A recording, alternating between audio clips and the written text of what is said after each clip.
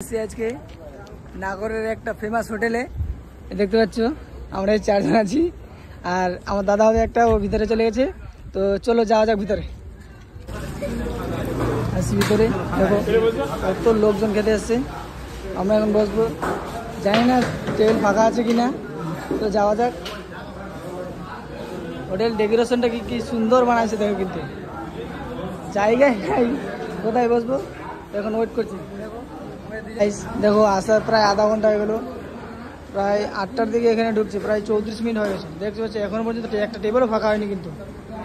হ্যাঁ finally guys খাবার চলে এসেছে আমার। এটা আমার দাদা, এটা আমার কাকা, এটা আমার কাকা, এটা হচ্ছে আমি। দেখো ফাইনালি খাবার চলে এসেছে, তো খাওয়া শুরু করা যাক চলো। ফাইনালি আমার খাওয়া দাওয়া শেষ, এরা চারজন এখনো খাচ্ছে। দেখো এই আমার দাদারা খাওয়া দাওয়া শেষ, এ এখনো খাচ্ছে না,